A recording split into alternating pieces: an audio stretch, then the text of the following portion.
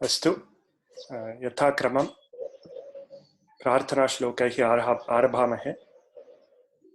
ॐ वक्रतुण्डमहाकाय सूर्यकोटिसमप्रभ निर्विघ्नं कुरु मे देव सर्वकार्येषु सर्वदा। सरस्वती नमस्तुभ्यं वरदे कामरूपिणि विद्यारम्भं करिष्यामि सिद्धिर्भवतु मे सदा। गुरुर्ब्रह्मा गुरुर्विष्णुः गुरुर्देवो महेश्वरः गुरुः साक्षात् परं ब्रह्म तस्मै श्रीगुरवे नमः। अस्तु, सर्वेभ्यो नमस्काराः। अस्मिन् वर्गे स्वागतं च। अद्य वयम् अस्माकं सन्धिपठनम् अनुवर्तयामहे। प्रथमं गतकक्षायाः पठितानां पाठानां किञ्चित् पुनरवलोकनं पुनरभ्यासं च कुर्मः। अहं स्क्रीन् शेर् करोमि।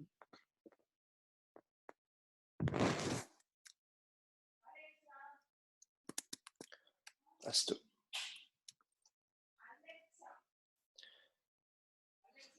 अस्तु, गतकक्षायां वयं मुख्य विषयद्वयं पठितवन्तः। अस्तु, गतद्वयकक्षायाम् इति वदामि। प्रथमम् अस्ति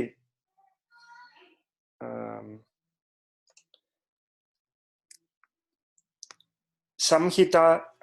संहिता नाम किम्? तदनन्तरं तत्र वयं दृष्टवन्तः यत् कुत्र संहिता नित्या भवति, कुत्र विकल्पेन भवति इति। प्रथमः विषयः। अत्र उदाहरणमेकं चिनुमः। अहं किञ्चित् बृहतीकरोमि।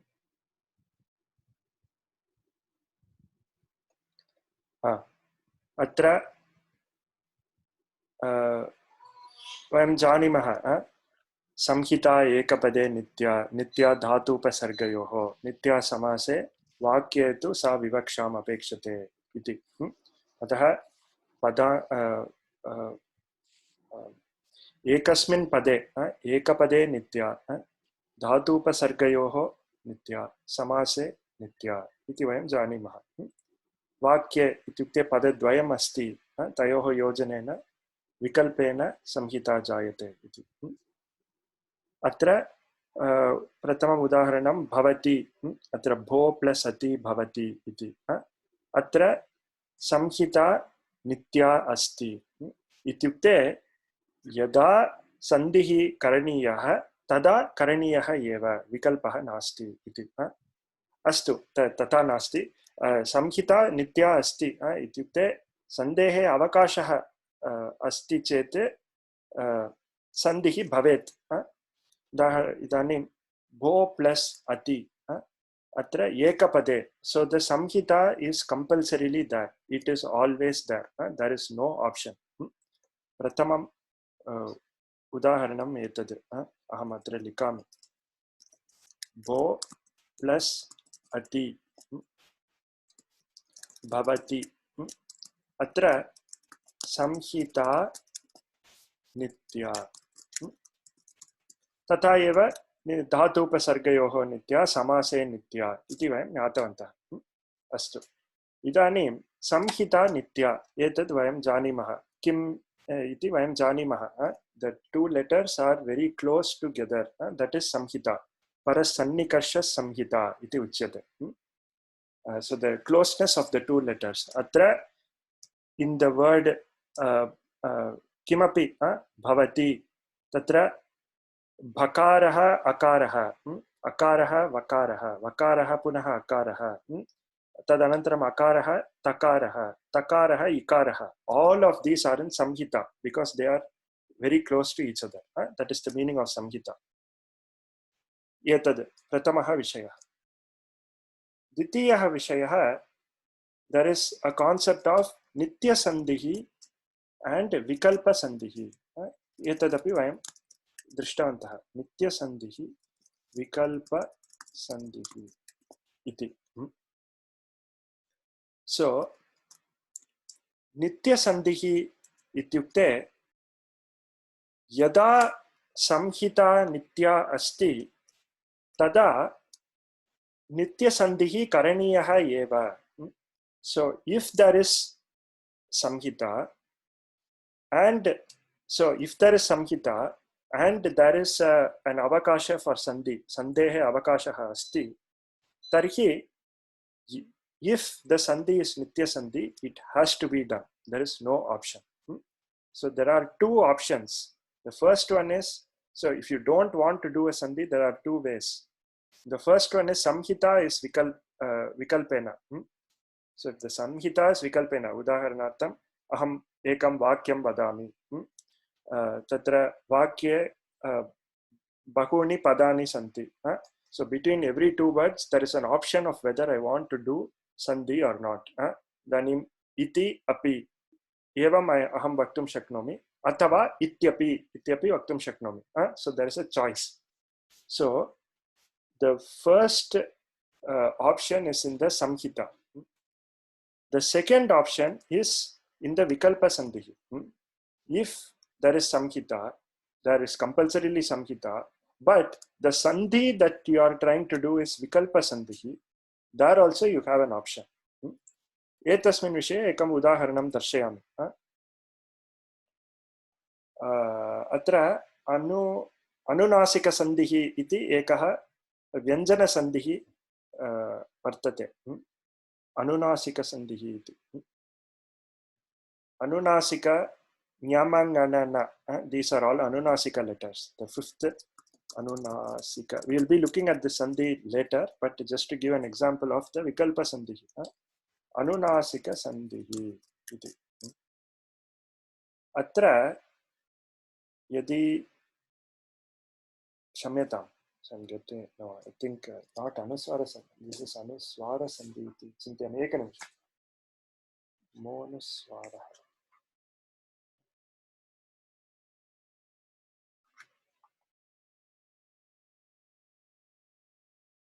न सम्यक् एव. अत्र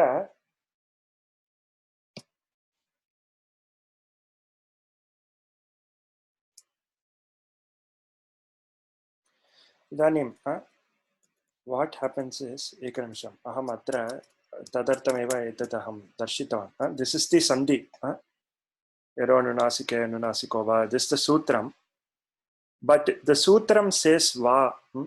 So there are a few words like anyatarasyam athava va.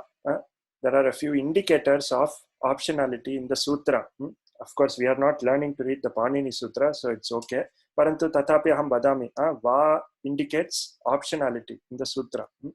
So this is a Sandhi Sutra. Kim uchyate?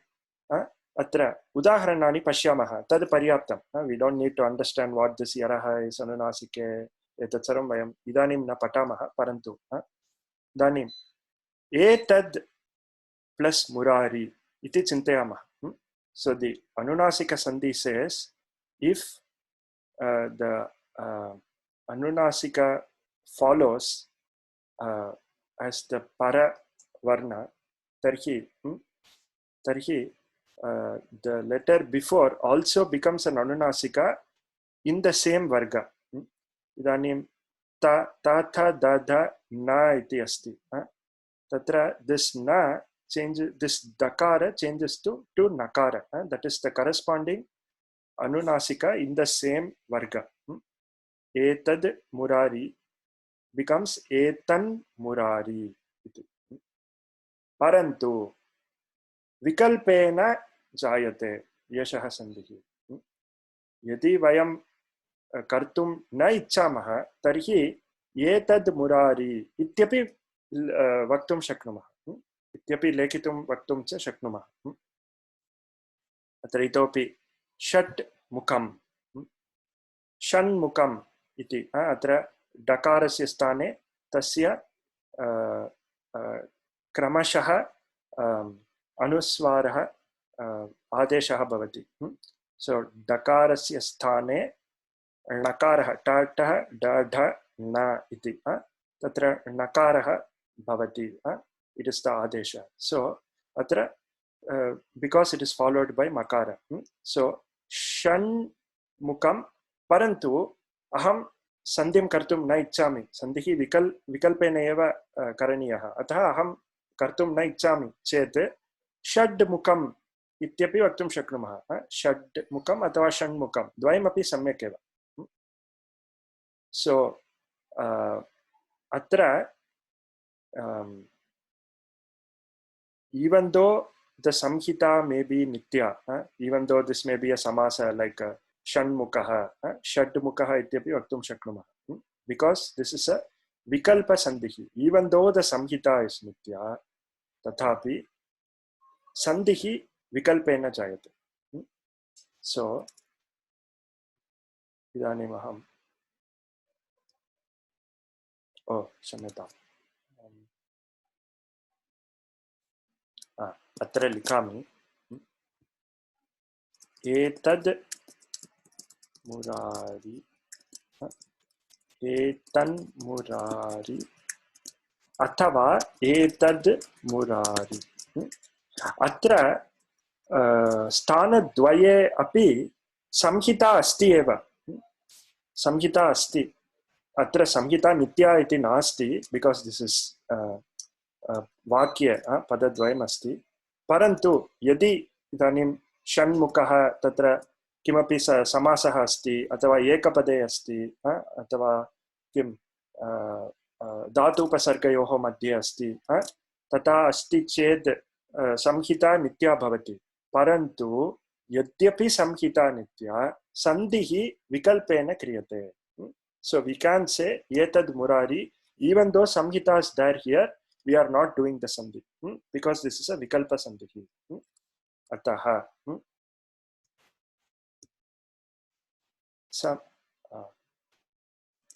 samhita nitya, sandhihi nitya ityukte sandhihi करणीयः एव, विकल्पः नास्ति, विकल्पः नास्ति। अन्यत् पर्यायत्रये इत्युक्ते संहिता विकल्पेन सन्धिः नित्या, अत्र विकल्पेन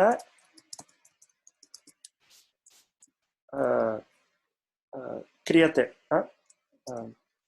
अत्र यदि वयं if we want samhita, then we have to do the sandhi, because it is a nitya sandhi. Parantu if we don't want samhita, then we don't need to do the sandhi. So there is an option here, as also in the other cases. Idanim ekam vikalpena asti chet, if the samhita or the sandhi is vikalpena, then it is not compulsory to do the sandhi. अत्र स्पष्टं वा एतस्मिन् विषये? सुलभमेव, परन्तु मुख्यः विषयः। So there are, you can create like a flow chart. Pratamam sandhihi samhita. You if it is kim nitya,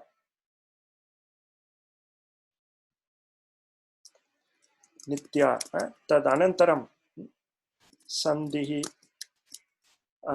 api nitya chet, we have to do the sandhihi.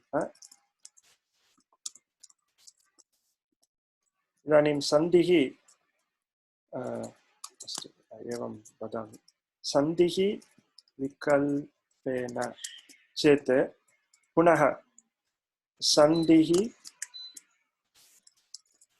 संहिता विकल्पेन इति चेत् अपि अस्तु, एतद् कथं अत्र वर्णयामि इति स्पष्टं न जानामि, परन्तु अत्र संहिता विकल्पेन अस्ति चेत्, if you are taking this path, then whether the sandhi is nitya or not, it doesn't matter. There is still an option, because the samhita itself is vikalpa, is vikalpena.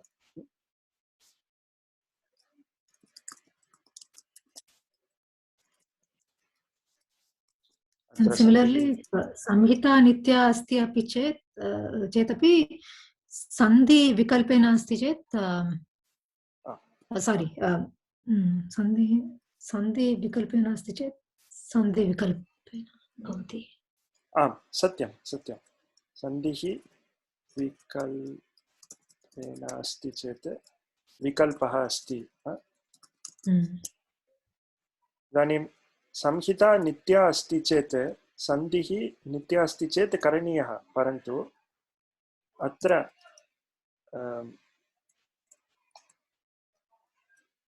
सन्धिः तु विकल्पेन चेत् विकल्पः अस्ति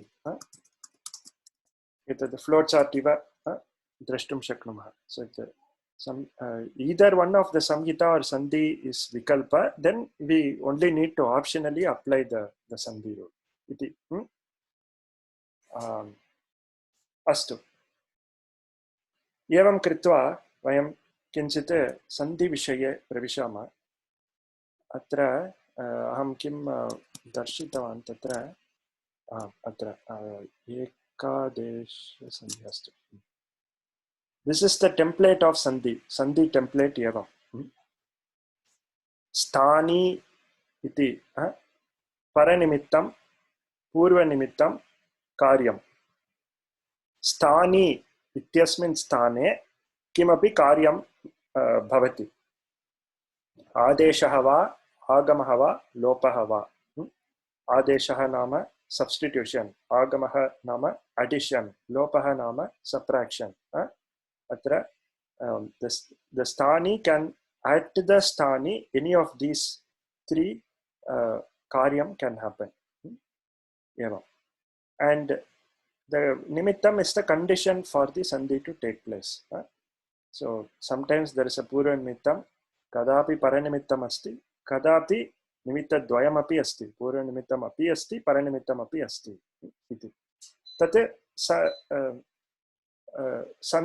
sandhim avalambiya it depends on the sandhi whether it needs it only happens if there's a particular purva nimittam particular paranimittam iti sarvam depending on the sandhi but these are the general technical terms astu idanim mayam kim kurmah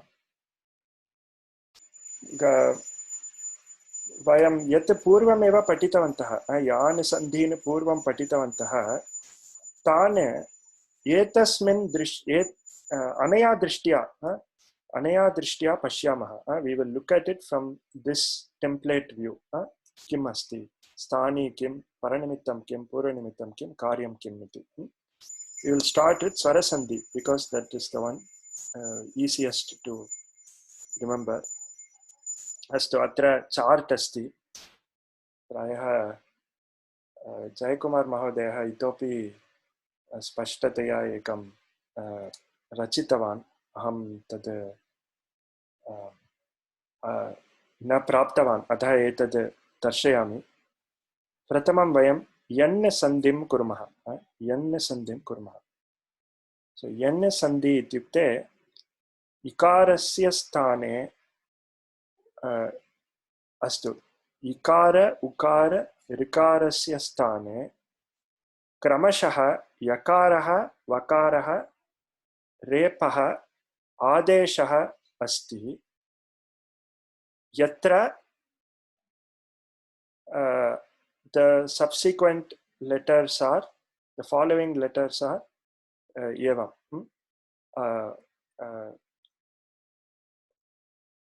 इत्युक्ते सवर्ण नास्ति savarnah nasti iti so the ikara should be followed by any other vowel apart from ikara itself kimapi because if it is followed by ikara then it becomes dirgha sandhi so e plus e becomes e tatra yakara adeshah nasti astu etadu vayam pashyamah अत्र अनया दृष्ट्या पश्यामः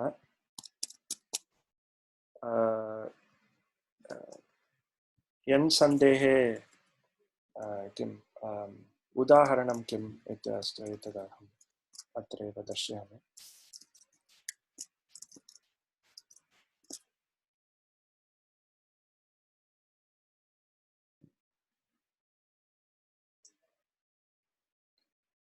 अत्र पश्यामः पाणि plus अत्र पाण्यत्र ईकारस्य स्थाने यकारः नदी अत्र नद्यत्र उकारस्य स्थाने वकारः मधु इति मध्विति अत्र पश्यन्तु यदि मधु प्लस किमपि उकारेण आरभ्यते चेत् इट बिकम्स दीर्घसन्धिः अतः मधु उत किमपि तत्र मधुत इति भवति तत्र दीर्घसन्धिः भवति परन्तु अत्र the ukara and ikara are dissimilar vowels so it becomes madhviti iti atra yana sandhihi pravartate vadhu adeshah vadhvadesha pitri icha pitricha tatra rikarasya stane repah pitricha iti ल आकृतिः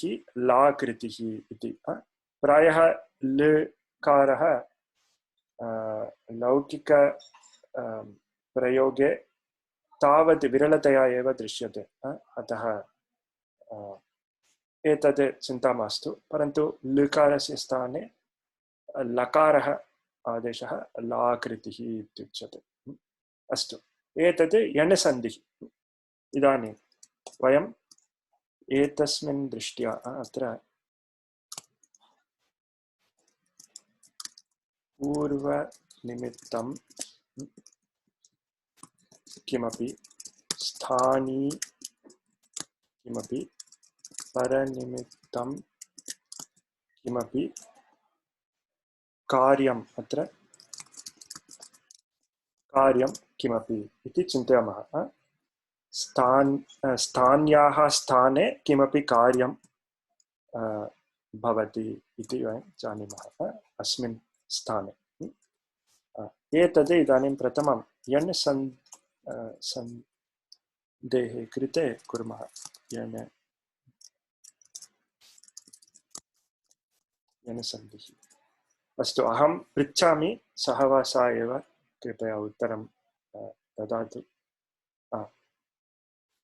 अद्य कः अस्तु अनुराधा महोदय भवती आरम्भं करोतु अत्र यणसन्धिः इत्यत्र स्थानी किम् इति प्रथमं कृपया वदतु स्थानी इ उ ऋ ल अस्तु एकनिमिषम् इ उ ऋ ल इति अत्र पश्यन्ति चेत् अत्रैव कार्यं भवति अत्र इ उ ऋ ल अस्तु अत्र क्षम्यतां स्थानी इ उ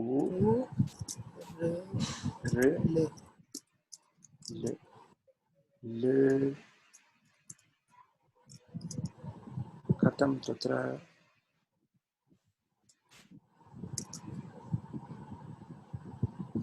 अस्तु अत्र अस्ति ल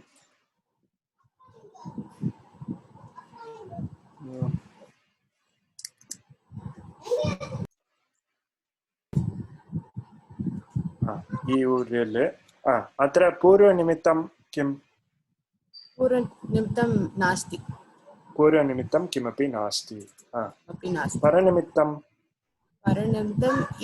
इकारस्य स्थाने इकारस्य स्थाने यकारः भवति उकारस्य स्थाने वकारः विकारस्य स्थाने रेपः लिकारस्य स्थाने लकारः आदेशः भवति अपि च कार्यम् आदेशः No, sorry. All this is karyam. Paranimitam I'm sorry. Paranimitam is asavarna. So instead of that is karyam. So ikarasya sthane, I mean asavarna vowel mas swaraha. स्वरः असवर्ण स्वरः अकारात् आरभ्य किमपि लिकारः ल ए ऐ ओ औ इत्यत्रापि यणसन्धिः औकारपर्यन्तं कोऽपि स्वरः भवेत्। अस्तु, अत्र प्रश्नाः सन्ति वा? एतत् सुलभमेव किल? अत्र स्थानी इ उ ऋ स्थानी इत्यस्मिन् स्थाने एव कार्यं भवति। कार्यं किम्? आदेशः यार् वा रल, परन्तु सर्वदा नास्ति। यत्र परनिमित्तं भवेत्, परनिमित्तम् अस्ति असवर्णस्वरः, अकारात् आरभ्य औकारपर्यन्तम् असवर्ण कोऽपि स्वरः भवेत्। Under this condition, the sthani gets replaced by the corresponding adesha letter. सर्वे अवगच्छन्ति वा एतत्? अत्र प्रश्नाः सन्ति वा? अत्र पूर्वनिमित्तं नास्ति वा? पूर्वनिमित्तम् अपि अस्ति।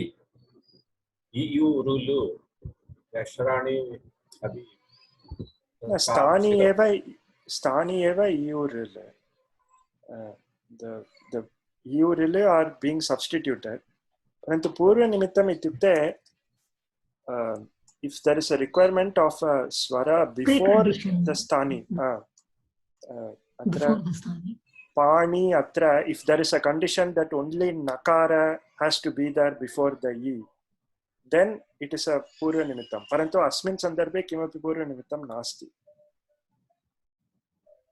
It can be any consonant. को एनर्जी इकः स्थाने तो इकः आवश्यकम् अस्ति खलु?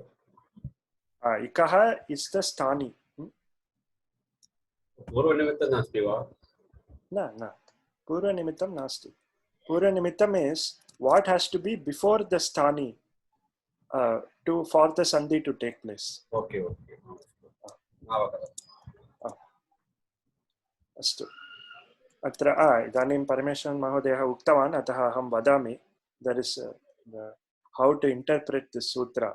Iko Yanachi is a very typical sutra that demonstrates the beauty of Panini Ashtadhyayi. Atra ikaha, so there is a rule on what is the sthani, what is the nimittam, what is the purva nimittam, paranimittam, adesha iti sarvam. Atra pashyamah ikaha yana achi samhitayam ityukte whenever there is samhitah, then ikaha sthane yan bhavati achi pare iti uchyate. Ikaha is the sthani, yane is the adesha, and achi is the paranimittam. There is a way to interpret this. So ik varnasya sthane sware pare astu asavarne sware pare yan varnadeshah bhavati. Idanim what is ik iti maheshwara sutram pashyamah. A I une r lik iti. Ataha ik ityukte I o r l. A I une r lik. Tatra I o r l iti swara chatushtayam. I o r l sthane yan adeshah bhavati. Yan ityukte kim? Haya varat lan iti. Tatra ya va ra la iti. Punaha varna chatushtayam. Yan bhavati. Achi pare ach ityukte sarve swaraha. A I une r lik e ong I ouch iti sarve swaraha grihyante. So this means in the place of I u r l, whenever the paranimittam is swara, then yane adeshah bhavati ya va ra la iti. So all this is this entire thing is beautifully expressed in a very compact sutra. Astu Mohini Mahoday, prashna. एकः प्रश्नः अस्ति like beginning of the class, can we recite Maheshwara Sutras every time so that we kind of get it by hearted? Because like now I have to think like, where it is what. So at least if we can start it, it will help. Like beginning of every class, if we do it. Satyam, tad kurmaha. Parantu, but in my experience, studying, at least initially, studying the Sandhi through the Maheshwara Sutram quickly gets very, very complicated. Because tatra bahavaha apavadaha santi. So this is an example where everything perfectly falls into place. Parantu, for example, there is an exception to Yana Sandhi. What is the exception? Bhavantaha jananti. So this sutra is not absolute.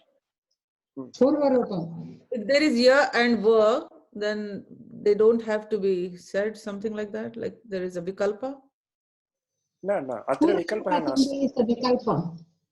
No, not Purva Rupa. Savarna Dirgha Sandhi is the apavada. So the exception to this rule, atra, it is not saying asavarne pare kimapi atra na uchyate. It is not saying. Parantu tatra itopi ekam sutram asti, agre asti. If you look, iko yanachi echo yavayavaha yanto vanto iprete datos tannimitta seva. So there are lots of sutras. Suddenly there is one sutra. Kim atra ekanimsham atra aham darshayami.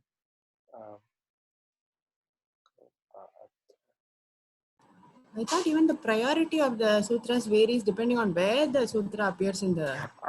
Satyam. It overrules or something. Tadapi asti. There are rules for Kim vipratipatte param karyam iti. There are so many rules. So by studying these rules, unless you know every rule in sequence by heart, it becomes difficult to correlate and understand the sandhi in a global manner. Ataha etad at least straightforward teachers for now. That's fine. Amam. Tadeva aham karomi. I am not going to deal with sutras at all, but I thought this is a good example. Idanim Parameshwaran Mahodeha Uktavan. Ikoyananchi. Tadartam eva aham Uktavan. Parantu Maheshwara Sutrani vayam nishchayena vadamaha tasmin vishaya chinta nasti. Parantu Sandhi Vishaye aham chintayami prathamavaram न्यूनातिन्यूनं प्रथमवारं वयं साक्षात् पठितुं शक्नुमः इति. अग्रे यदि इतोपि भ्रमः जायते किमपि तदा वयं सूत्रैः पठामः. अस्तु. When we say ikaha, I'm sorry, I-E-un, dirgha swara is also included. Like when we say dirgha swara is also included. Okay. Tadartam, so there is an exception. Idanim vayam pashyamaha atra eva chete. Atra pashyantu. Atra ekaf purantadesh atra vriddhirechi iti. There is suddenly a sutram comes. So this sutram is an exception to this sutram. So the vriddhirechi, it says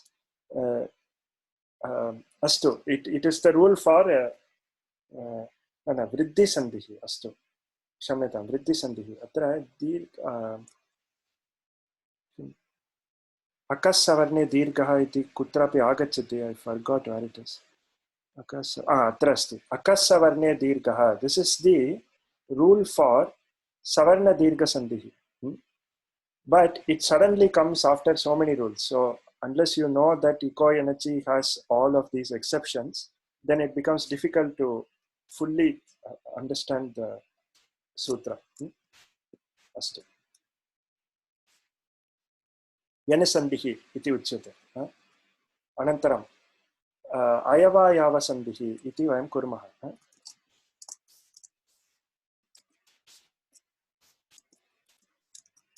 Ayavayava sandhihi nama, there are alternate names. Yanta vanta desha sandhihi, echo yavayava sandhihi iti sarvam. There are so many names for this. Parantu, the principle is the following. Atra ayavayavaha. So we have seen for I, U, R. Now we will see for A, O, I, O. If those are the letters, then in their place you get I, Av, respectively, as the substitution. This is the ayavayavasandhiः. पुनः वयं पश्यामः. अस्तु कोयनचि एचोयवायवः इति अग्रिमं सूत्रम्. अत्र मते इति मतयिति इति, धेनो इति धेन्विति. अत्र एकारस्य ऐ इति, ओकारस्य स्थाने अव्, ऐकारस्य स्थाने आय्, औकारस्य स्थाने आव्. तदर्थमेव अत्र अयवायावः इति उच्यते. ऐ आय् अव् आव् इति क्रमशः. एचः एचः इत्युक्ते ए ओ ऐ औ इति. इदानीं पुनः एतत् कुर्मः. अत्र तर्हि मोहिनी महोदय भवती एव वदतु, अत्र स्थानी किं, निमित्तं किं, कार्यं किम् इति.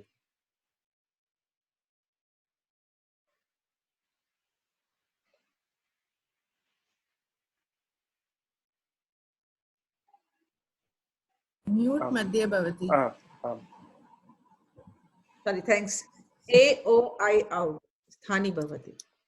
ए ओ I out. उत्तमं. पूर्वनिमित्तं पूर्वनिमित्तं नास्ति.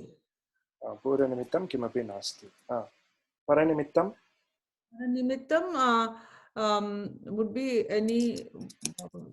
Yeah, I think any vowel, right? Except for Purva Rupa Sandhi would be A and O. A followed by A. No. So A followed by. परन्तु तदपि चिन्ता नास्ति. So Purva Rupa Sandhi is only Vikalpa Sandhi. It is not a Nitya Sandhi. So we don't need to worry about that. Vowel then. Any vowel. Any swara would be the paranimittam. अत्र किं तर्हि परनिमित्तं अत्र अच् सर्वे स्वराः अच्. Tadapi, and this is another thing to know about the sutra. Every sutra is not complete. If you know the preceding sutras in order, can you complete the sutra. Atra iko yanachi iti asti, tatra achi iti asti. So that is the nimittam, paranimittam. That same paranimittam applies to this sutra also, but it is not explicitly laid out here. So if you know the order only, you can know. अतः अत्र परन्तु अत्र पश्यन्तु सम्पूर्णसूत्रम् एचः अचि अयवायावः इति. So this achi is not in this sutram directly, but it is taken over from the previous sutram. So these kinds of confusions arise when you study from a sutra point of view. Anyway, this is also self-explanatory. एचः स्थाने अयवायावः आदेशः भवति अचि परेति. अच् अच् इत्यस्मिन् स्थाने. अस्तु, कार्यं किम्? कार्यम् आदेश. आदेशः आदेश अय अव आय आव. अस्तु अस्तु अस्तु. तथा लिखामि. उत्तमम्. अत्र प्रश्नाः सन्ति वा? Need not be asavarna swara paranimittam. न अत्र पश्यतु. अत्र हरे एहि हरयेहि इति भवति किल. तत्र मते, अस्तु, मते एति मतयेति इत्यपि भवितुमर्हति. सो एकार तत्र किमपि क्लेशः नास्ति.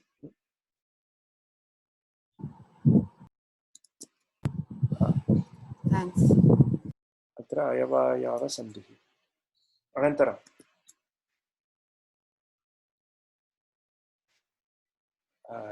येङ् आफ् पदान्तात् एतद् किं पूर्वरूपसन्धिः.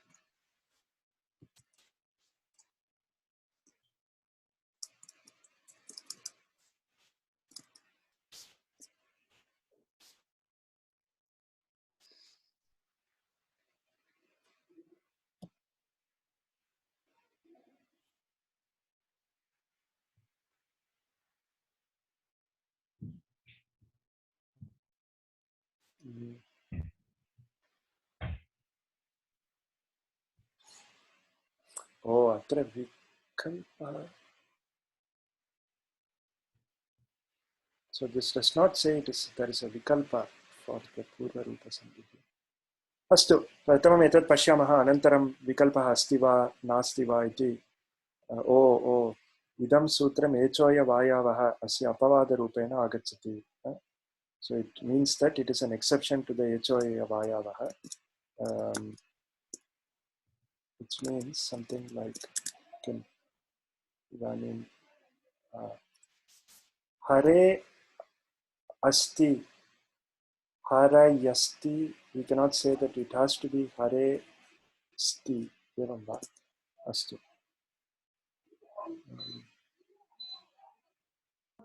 Basically, A, O followed by A would be like the Purva Rupa. You will get that sign in between.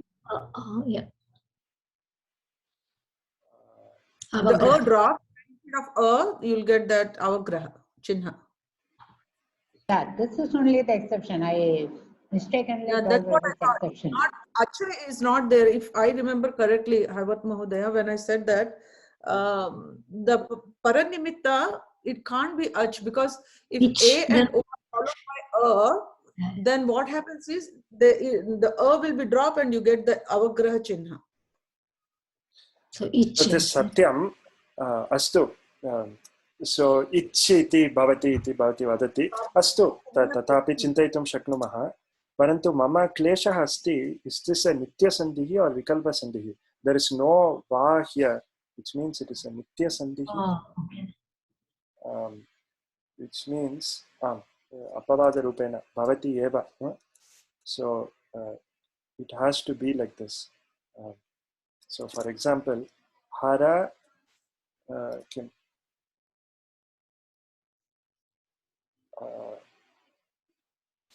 hare Atra. hare atra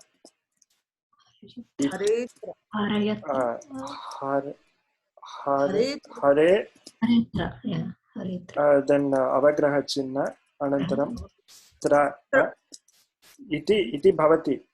Parantu harayatra iti bhavitum na arhati va iti mama prashnaha.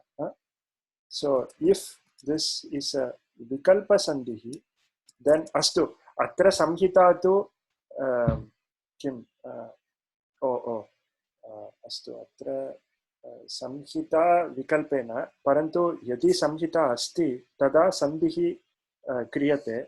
So if we choose to have samhita, then we cannot stop with harayatra, अथवा we cannot say harayatra, because this purva rupa sandhi is an exception on top of echoya vayava sandhi. So we have to only say haretra iti. Iti mama avagamanam. Aham drishtva punah drishtva vadami. Astu. Atra pashyantu.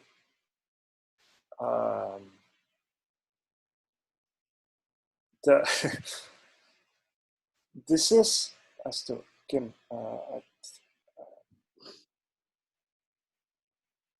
ekanimsham. This is actually an ekadesha sandhi. So this doesn't follow this template.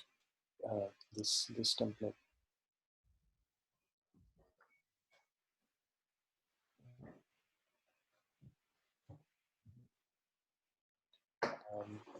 Kutra asti? Atra. So it doesn't follow this template. Instead, it follows this template. Ekadesha sandhihi. Purva parayoho sthane ekah adeshah bhavati iti template. Astu etad idanim vayam tarhi na kurmah.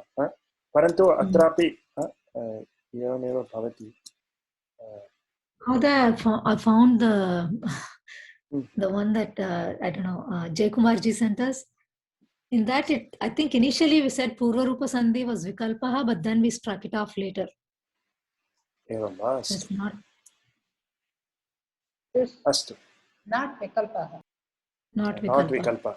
अस्तु तर्हि नित्यसन्धिः पूर्वरूपसन्धिः is a नित्यसन्धिः if you have to you want to do it then you have to do it अस्तु तर्हि okay एतद् वयम् इदानीं पार्श्वे स्थापयामः अस्तु अहम् इदानीं so the thing is other examples like lopaha agamaha we will see in vyanjana sandhihi tada spashtah bhavati tadartham idanim vyanjana sandhehe पाठने प्रविशामः परन्तु तत् पूर्वम् अहम् एकं वक्तुम् इच्छामि सन्धिः नाम किम् अस्तु व्यञ्जनसन्धिः नाम किं स्वरसन्धिः नाम किम् इति सर्वं स्वरसन्धिः यत्र इदानीं वयं चिन्तयितुं शक्नुमः स्थानी अस्ति पूर्वनिमित्तम् अस्ति परनिमित्तम् अस्ति informally we say, I don't know whether this is grammatically the perfect way to say it, but in a sandhi usually there is varnayoho sthane kimapi astu ekasmin varne in the place of the sthani some karyam happens ignoring the purva nimittam for now. There is a sthani and there is a paranimittam. Now, if you view this as purva and para, if you view this as the purva and para letters,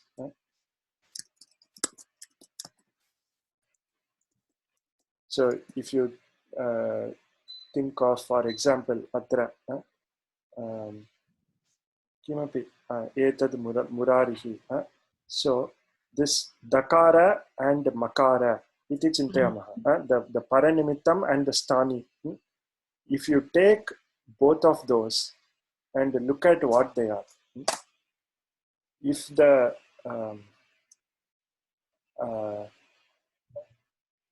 if both are swara, then it is swara sandhi.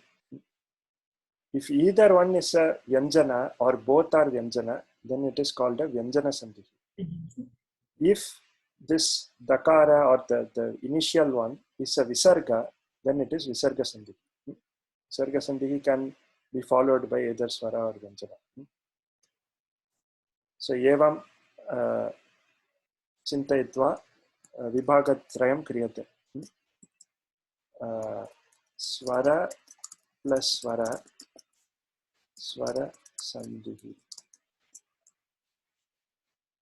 Swara plus vyanjana अथवा व्यंजना plus स्वरा अथवा व्यंजना plus व्यंजना इस व्यंजना संधि.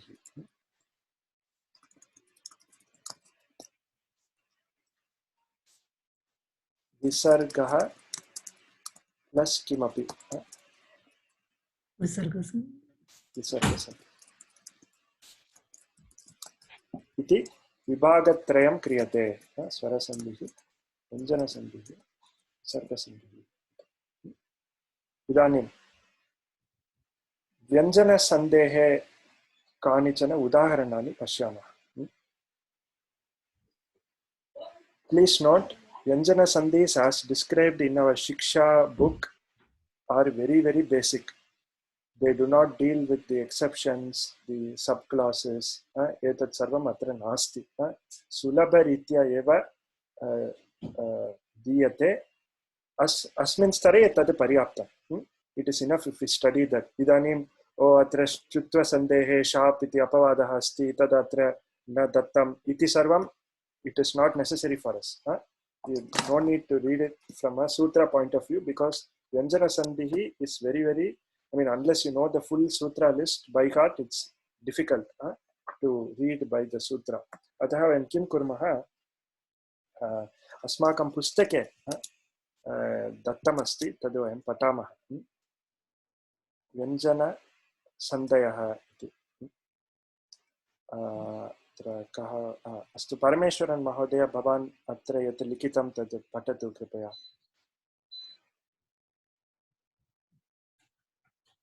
Vyanjana Sandhyaha. You have learned about the different types of Swara Sandhi. Now, you will know about Vyanjana Sandhi. A consonant followed by a vowel or under consonant undergoes change. This is called Vyanjana Sandhi. There are many kinds of Vyanjana Sandhi. Important among them are given below. अस्तु अस्तु उत्तमम् अत्र एकम् एतस्मात् पूर्वम् इतोपि एकः विषयः अस्ति now we have seen the name of the सन्धि वस्तुतः पाणिनेः अष्टाध्याय्यां सन्धेः नाम न दत्तः सन्धेः नाम न दत्तम् so Panini does not say oh this is called yan sandhi or this is called ayavayava sandhi vastutah sandhihi ityapi padam Panini Ashtadhyayam nasti. There is no word called Sandhihi in Panini Ashtadhyayi. Parantu asmakam avagamanam atra bhavatu. Yana Sandhihi, Ayavayava Sandhihi, Purvarupa Sandhihi, Vriddhi Sandhihi, Guna Sandhihi, apicha Dirga, Savarna Dirga Sandhihi. Etat sarvam. There are many names that we are giving for the Sandhi. On what basis are we giving the name? Why is this called yan sandhihi? Bhavantah uhitum shaknuvanti va? Adesha. Based on the Adesha. Uttamam. Adeshaha kaha iti avalambya sandehe namaha na sandehe nama dattamasti. Sandehe nama dattamasti. Atra आदेशः अयवायावः इति अतः अयवायावसन्धिः इति उच्यते. So it may not always be an adesha. Of course, there is agama, there is lopa, but depending on the agama, idanim namudagama sandhihi iti uchyate. So that there is a little different way of naming. It is not just nam sandhihi, parantu namudagama sandhihi. Atava for lopaha visarga lopa sandhihi. So if there is nothing, if there is no agama or lopa mentioned in the sandhi name, it is an adesha sandhihi. Karyam is adesha. Atra yana sandhihi adesha sandhihi. Ayavayava sandhihi api adesha eva. Karyam asti adesha. Astu. Tarhi atra Parameshwaran Mahodaya Bhavaneva Sandehe Nama Patatu Patitva Tatra Adeshaha Kaha Atava Agamaha Kaha Atava Lopaha Kaha iti Uham Karotu Kripaya.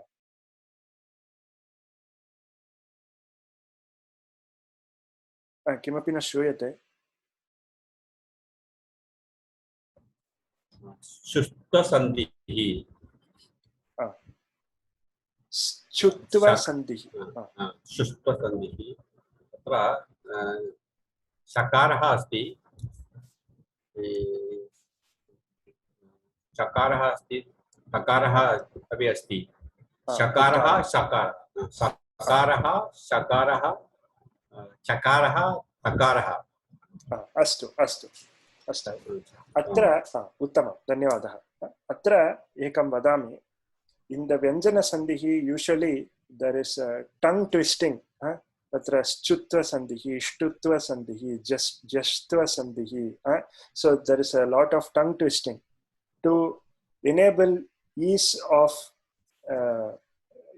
Ucharanam, iti aham chintayami, the tva is added afterwards. Idanim Schutva, Shatva, Chatva. Instead of just saying Chu Sandhihi, they add a tva for ease of enunciation. Iti aham chintayami, tatha eva bhasate. Astu. Ataha atra adeshaha tu schu iti. Schutva Sandhihi. Schutva Sandhihi. Ityukte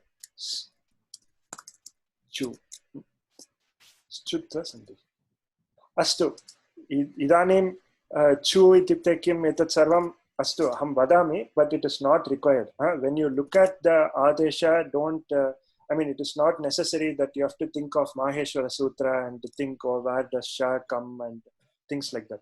अत्र वस्तुतः माहेश्वरसूत्राणि न अपेक्षितानि यतः this does not involve Maheshwara Sutra. This just says Shakara itself is the Adesha and Chu is the Adesha. Chu actually means the entire Chavarga. Cha, cha, ja, ja. Tatra Pancha iti asti kila. Tatra tade cha, cha, ja, ja, na atava Shakara. All of these can be the Adesha. In the Paniniya Kramaha, Ku, chu, tu, tu, pu. It refers to the 5 vargas. He does not say kavarga, chavarga, tavarga. Ataha chu iti bhavati. So atra adeshaha chavargaha api bhavitum arhati athava shakaraha bhavitum arhati. Kada iti vayam pashyamaha. Udaharanena vayam pashyamaha. I am not going to show the sutra because it will again become confusing. Let us look at examples and try to guess. एक संशयः तत्र परवर्णः स्वर भवितुम् अर्हति वा भवितुम् अर्हति वा अत्र अस्मिन् सन्धौ नास्ति परन्तु व्यञ्जनसन्धेः परवर्णः स्वरः भवितुम् अर्हति in general परनिमित्तं can be स्वरा अस्तु इदानीं शारदा महोदय भवती आरम्भं करोतु उदाहरणद्वयं कृपया पठतु वैकुण्ठे शेषकल्पे हरिश्चेते here हरिश्चेते something has happened harihi chete harishchete Shakara has been converted to Shakara. अस्तु अत्र अस्तु एतत् त्यजामः this is a very confusing example because it looks like there is a visarga sandhi harihi shete how the shakara came in iti sarvam even the next one right lakshmanascha also lakshmanaha cha lakshmanascha अस्तु तदपि त्यजामः अनन्तरम् अहं वक्ष्यामि किमर्थं तथा अस्ति इति अस्तु शारदा महोदय तर्हि अस्तु तृतीयं चतुर्थं वाक्यद्वयं पठतु सायङ्काले मरुतं मरुच्चलति तकारः been converted to chakara pratamavarnaha takara tu vargasya pratamavarnaha chakara that has been converted to pratamavarnaha chakara so maruschalati उत्तमं चतुर्थम् आकाशे शरच्चन्द्रः प्रकाशते शरच्चन्द्रः शरत्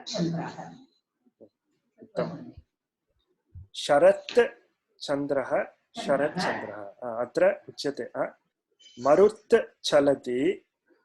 मरुच्चलति इति भवति तकारः followed by chakara becomes chakara तथा एव शरत् चन्द्रः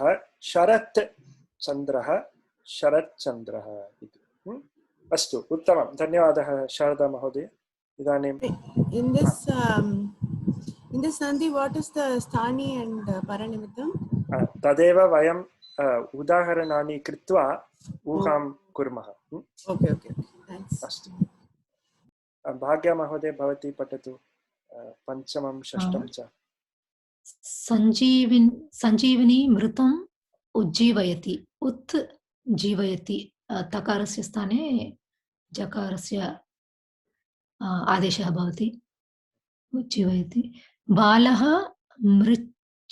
मृच्छकटिकां रचितवान् मृच्छकटिका isn't it आम् यत् भवती वदति तत् सत्यमेव usually it is seen as a चकार तद् इतोपि एकः सन्धिः अस्ति छत्वसन्धिः इति so after doing that sandhi it becomes like that idanim etad evam stapyamah astu atra उत् जीवति तत्र पश्यामः उत् जीवयति उज्जीवयति मृत् शकटिका मृत् शकटिका अस्तु अत्र यत् ज्ञातव्यम् अत्र वस्तुतः अत्र धातूपसर्गयोः नित्या इति उत् जीवयति संहिता नित्या भवति जष्टसन्धिः क्षम्यतां शुत्वसन्धिः नित्यसन्धिः एव विकल्पः नास्ति अतः उत् जीवयति has to be उज्जीवयति and there is no option because the sandhi can take place and the sandhi is a nitya sandhi it has to be done उज्जीवयति अत्र तकारस्य स्थाने जकारः आदेशः भवति अत्र तकारस्य स्थाने चकारः आदेशः भवति अस्तु इदानीं sorry what is the meaning of mritshakatika मृत् इत्युक्ते मृत्तिका इति जानीमः okay क्ले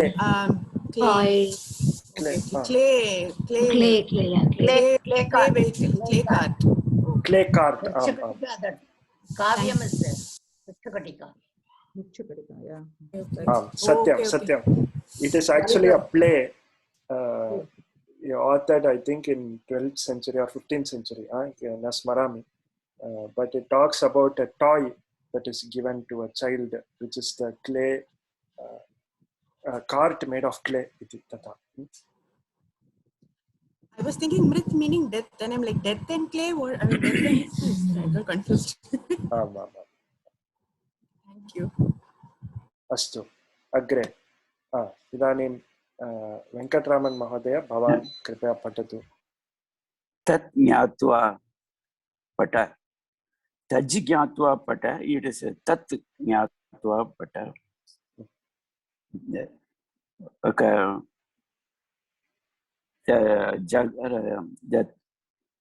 स्थाने तत् तत् ज्ञात्वा कश्चन भिक्षुकः you said कश्चन भिक्षुकः आगतः कश्चन यदि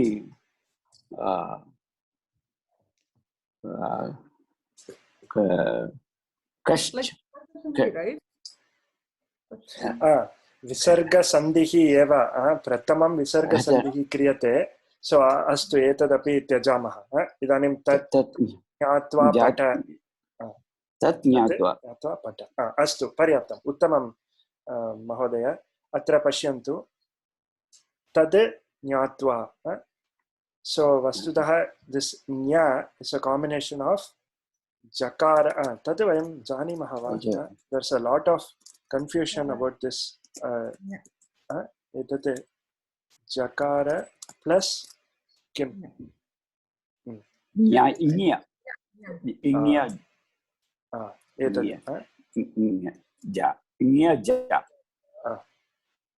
अस्तु अतः अत्र तत् ज्ञात्वा तत्र तकारः तत् तत् प्लस् एतद् replaced by ja plus ja तद् तथा तिष्ठति तत् ज्ञात्वा इति भवति तत् ज्ञात्वा इति भवति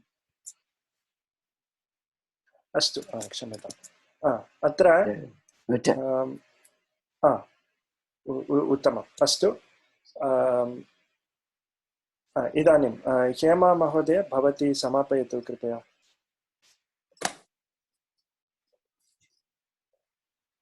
भवान् यत् वदति तत् चिन्त्यं तत् चिन्त्यं तकारस्य स्थाने आदेशः क्रियत् कियत् चिरं प्रतीक्षणीयं मया कियत् तकारस्य स्थाने चकारस्य आदेशः चिरं why should I wait for long? That is the meaning. No. How long I have to wait? Oh, Kiet. Okay. For how long? Okay. Thank you. कियत् चिरं प्रतीक्षणीयम् इति कियत् चिरम् अत्र तत् चिन्त्यम् एतस्य कः अर्थः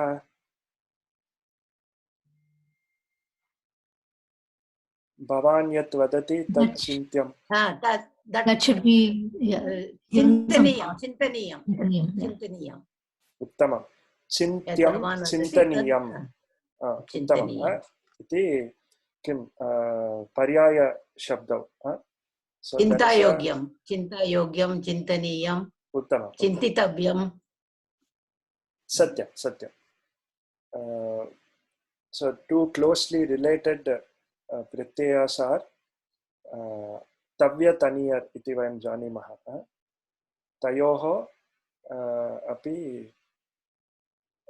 yat nyat iti pratyayadvayam asti yat nyat so they have almost or similar meaning you can practically they are the same vanim nyayam ityukte nyatavyam so in the yat and nyat it is just ya so chintyam चिन्त्यम् इति चिन्तनीयं ज्ञेयम् इति ज्ञातव्यं पेयम् इति पातव्यं किमपि तथा अथवा पातुं योग्यः यथा हेमा महोदय उक्तवती slight there may be slight difference in meaning but it conveys almost the same in that Bhajagovindam it comes Geyam Gita Nama Sahasram उत्तमं पेयं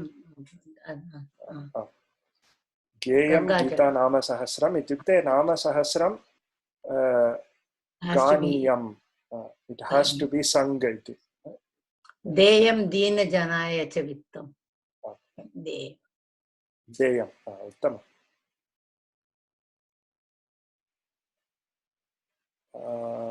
अस्तु अत्र ignoring the examples with the visargah atra kahachana becomes kaschana iti harihi shete atra shantihi becomes shantish shantihi tata atra harishyate lakshmanah cha becomes lakshmanascha let us keep this aside for now tada agre vayam patamah parantu anyani udaharanani pashyamah anyani udaharanani kim vadanti it says atra pashyamah takara for most of this takara is the sthani takara is the sthani followed by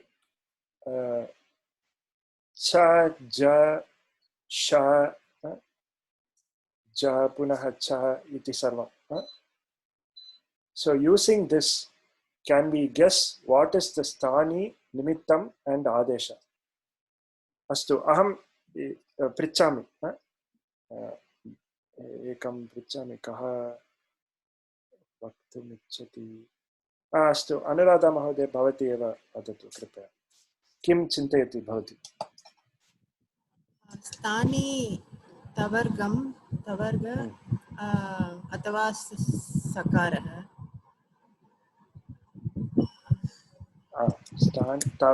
अस्तु तवर्गः अत्र takarah eva asti there is no varga we are not seeing ta tha da dha kimapi we are only seeing the ta atah chutva sandhihi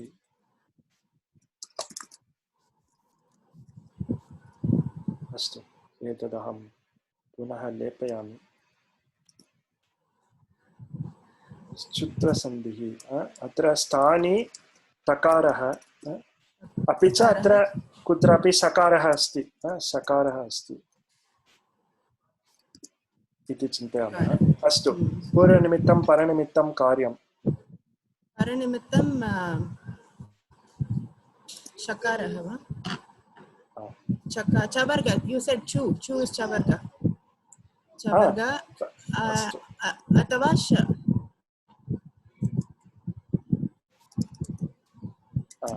chavarga अथवा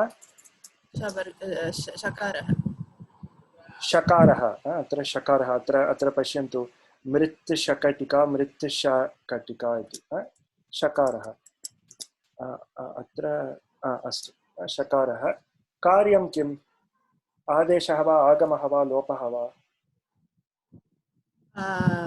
आदेशः आदेशः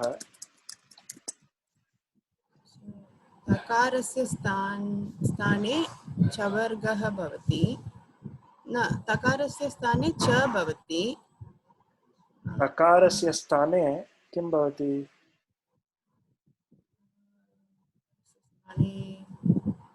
अत्र तकारस्य स्थाने चकारः भवति, अत्र तकारस्य स्थाने जकारः भवति। परनिमित्तम् अस्ति। उत्तमम् उत्तमम्। आम् आम् आदेशः ओके परनिमित्तम् अवलम्ब्य परनिमित्तम् अवलम्ब्य आदेशः सत्यं। तत्रापि चवर्ग अस्तु चवर्गः एव आदेशः। अत्र इत् प्लस् च बिकम्स् इच् प्लस् इच्। तत्र चवर्गः तत्र क्रमशः यः स्वरः वर्तते सः स्वरः आदेशः।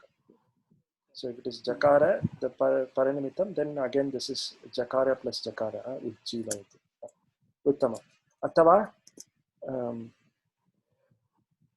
astu अत्र सकारः अस्ति चेत् एतद् अहं वदामि, परन्तु सकारः अस्ति चेत् सकारः भवति।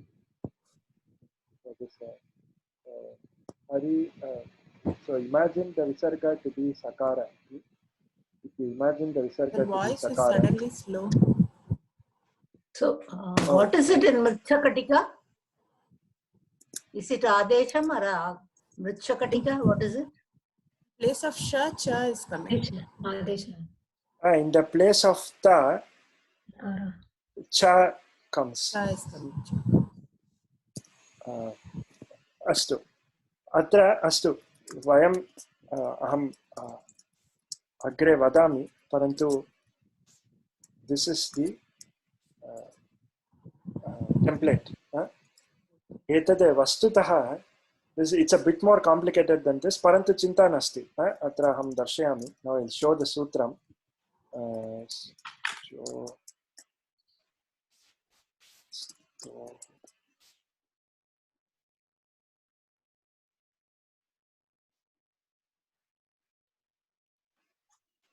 सकार तवर्गयोः शकार चवर्गाभ्यां योगे अस्तु अस्तु योगे शकार वर्गौ स्तः तदर्थमेव अहम् उक्तवान् this is not so simple as पूर्वनिमित्तं परनिमित्तं परन्तु चिन्ता नास्ति we can think of it like that for now अत्र पश्यन्तु अस्तु अत्र उदाहरणानि कानि रामश्चिनोति तद् अस्तु मरुद् शेते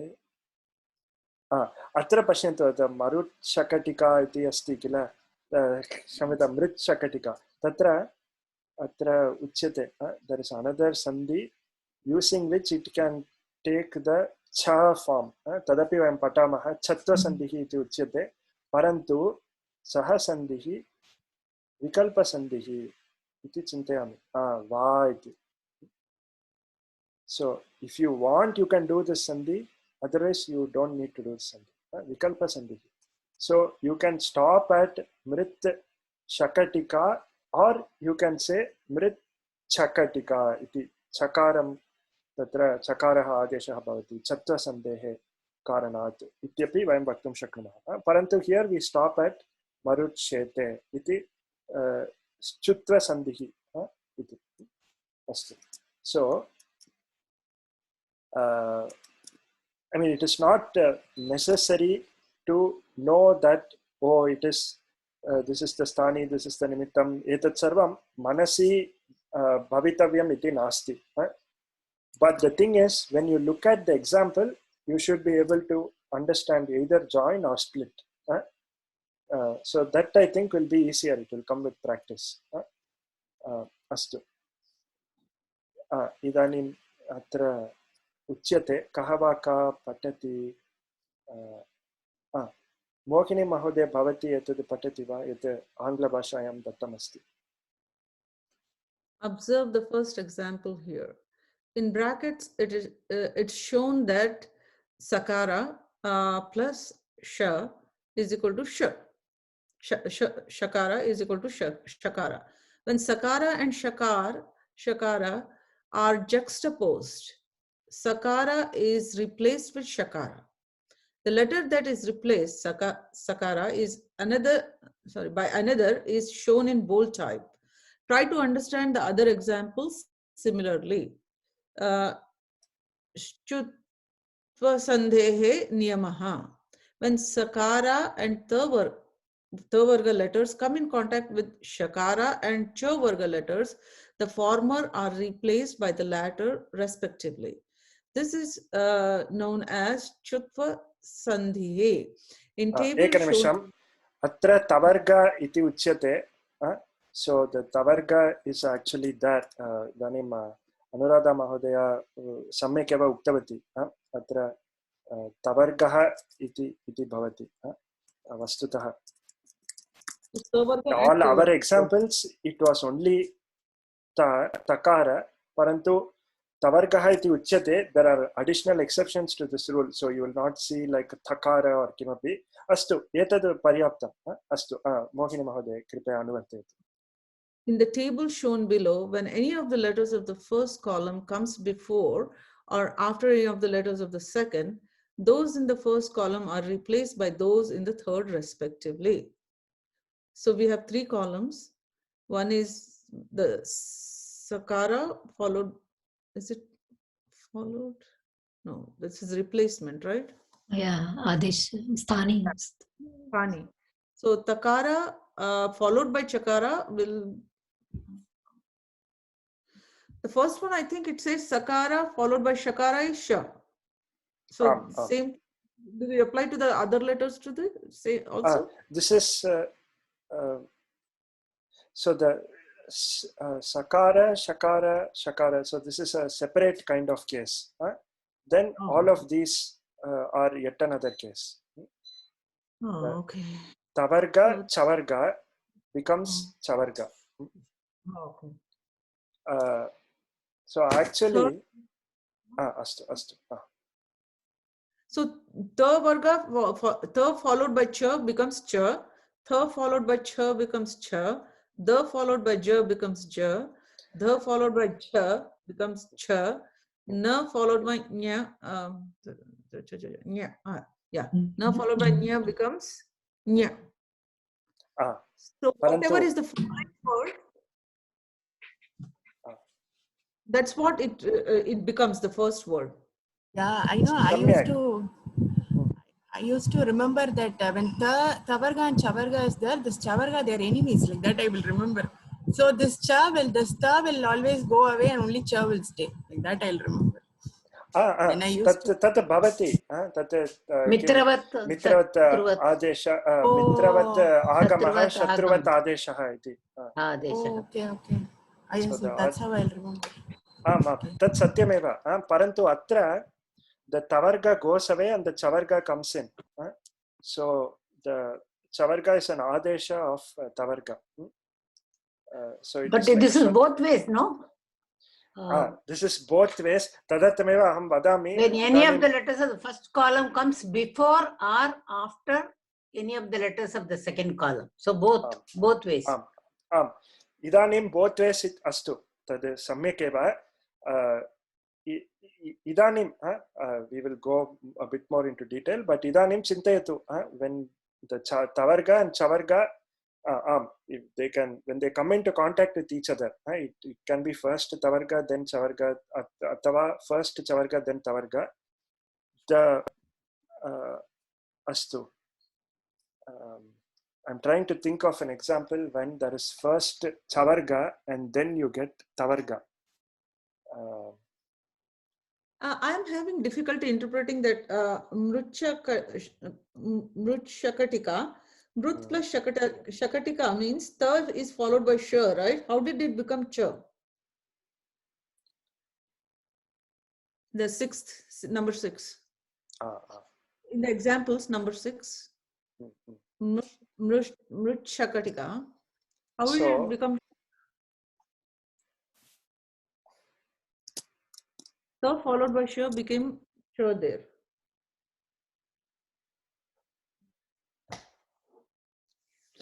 Is this exception? न एक्सेप्शन् नास्ति एकनिमिषं ट्रैङ्ग् टु अस्तु वयमेकं कुर्मः I will give some more examples of all the cases of Chutva Sandhi in the next class. इदानीं समयः जातः परन्तु अस्तु एवं भवति so the Visarga Sandhis will be like this. There will be I think we'll be reading around 7 or 8 as Chutva, Shtutva, Jashtva, Anuswara, Anunasika, अपि च इतोपि सन्धिद्वयम् अस्ति. So we'll be reading a few, but they all follow similar templates, just like this. Just the Chutva Sandhi and Shtutva Sandhi are a bit complicated because it is yoke. It cannot be expressed directly in this template. Parantu astu aham chintayami katam tate udaharanena aham अग्रिमे वर्गे वक्ष्यामि निश्चयेन. अस्तु इदानीम् अस्तु समयः जातः इति जानामि. परन्तु एकं कर्तुम् इष्टवान्. अत्र एकः लौकिकन्यायः अस्ति, सूचीकटाः न्यायः इति. अस्तु चिन्ता नास्ति, अग्रिमे वर्गे वयम् एतदपि द्रक्ष्यामः. प्रथमम् एतद् कृत्वा तदनन्तरं सन्धिविषये वयं पठामः. अस्तु One more question. Just out of curiosity, that and that I don't know these terms. This bindu, that, and then and then Anuswara. We'll be reading that also. That's something also. Chandrakala bindu. Chandrakala bindu. How? When that sandhi, when we have to show in that form, when we have to show mukara, when we have to write in, there are 3 ways we can do, na? One will be that. Are we going to read that? Astu aham pashyami. It is definitely there in Vyanjana Sandhihi, parantu shiksha pustake asti va iti na samyak na smarami. Chinta nasti. After going through all the Vyanjana Sandhis in the book, we will also cover some important Vyanjana Sandhis not in the book. Evam kurma. Astu. Dhanyawad. So the important thing about Vyanjana Sandhi, this again next class I will repeat. Parantu, there is a concept of sequence. In Panini Ashtadhyayi it is referred to as Purvatra Siddham iti. So there's a concept of sequence, meaning once you have to apply Vyanjana Sandhis in a certain order. Once you apply one Sandhi, then you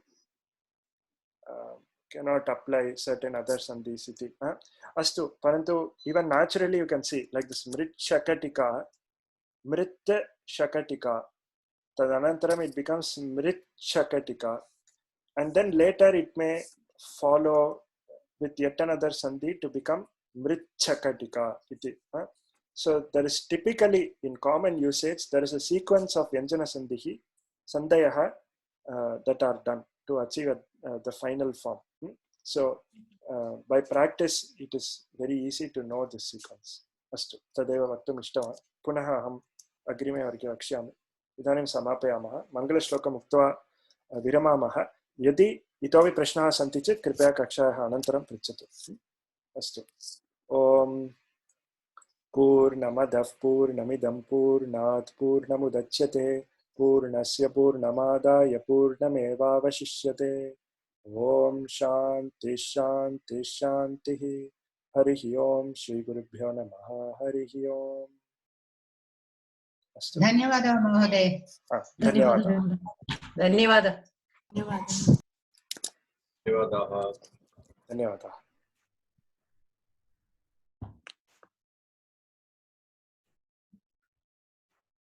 अस्तु तर्हि वयं विरमामः. शुभरात्रिः शुभदिनं च.